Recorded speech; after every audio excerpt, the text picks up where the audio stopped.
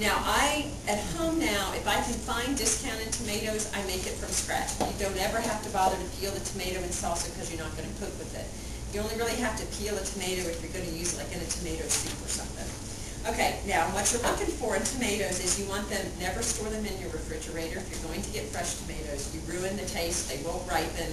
Just do not store them in your refrigerator, okay? Keep them out of the refrigerator, just leave them here, okay, and let them ripen. All right, now you'll see here's a big bad spot on the tomato. Buy it anyway. You can go someplace and they have discounted tomatoes and they have the spots and they're 29 cents a pound, buy them. You can do all kinds of things with them and you can cut that spot out. But today, we're going to use canned diced tomatoes, okay? Now what I put in my salsa is very simple. I use cilantro, okay? All this was a bunch of cilantro that I cut off and I rinsed.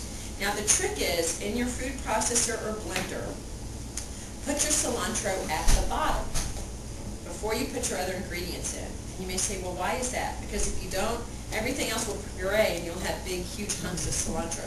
What you want to do is you want to use your onion to weigh down your cilantro so that when it processes, it'll process that as well. The onion was not from the freezer section, but I just quartered it, okay? Garlic, again, just throw that in. And then we're going to throw in some lime juice. Okay? I never measure anything. Who has time? It's a whole other utensil that I have to wash. So I just grab some limes. A trick for getting your limes and lemons to produce juice for you is to roll them ahead of time.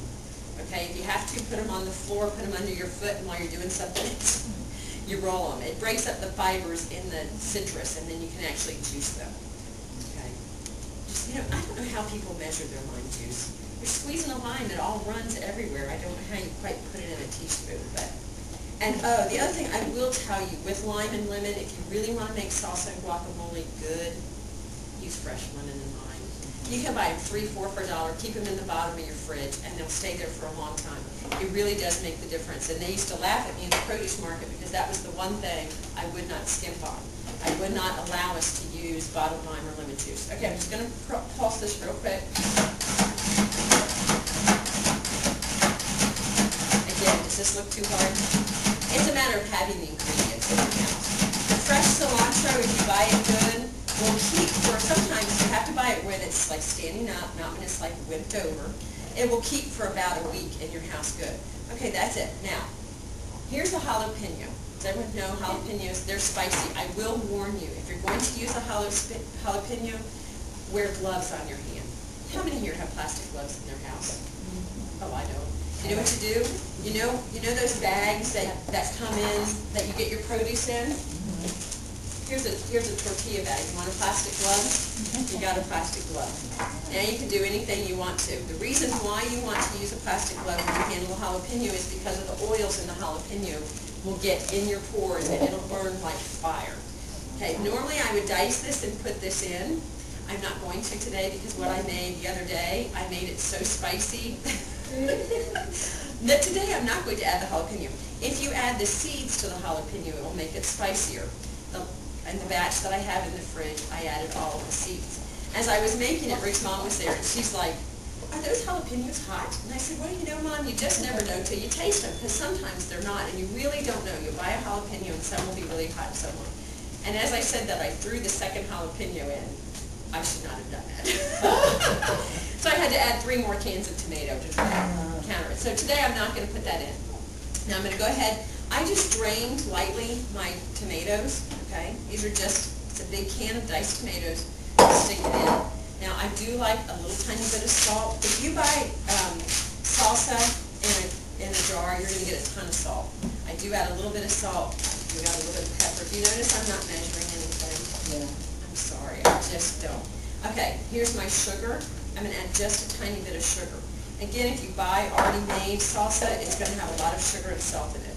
I'm just going to toss it. Now this is a lot of cilantro. If you don't like cilantro, leave it out. You don't have to use this much.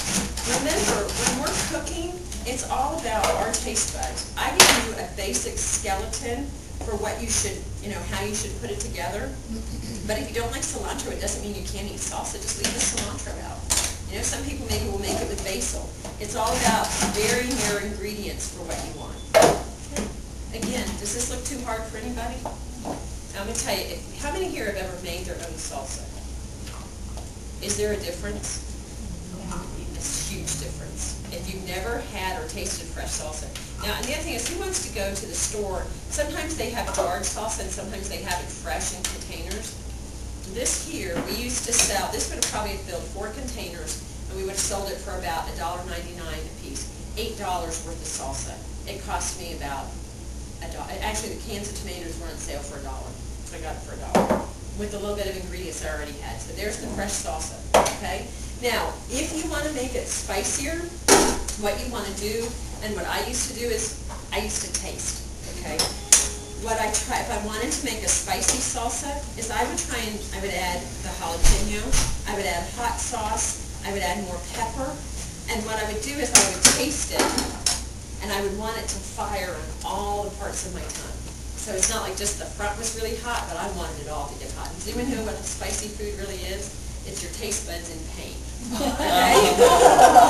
Now, the other night when we made that, we were tasting it, and it was so hot, we tasted it, it was like, and you go and you grab another chip, and 2 minutes later you go back, oh man, that was so good.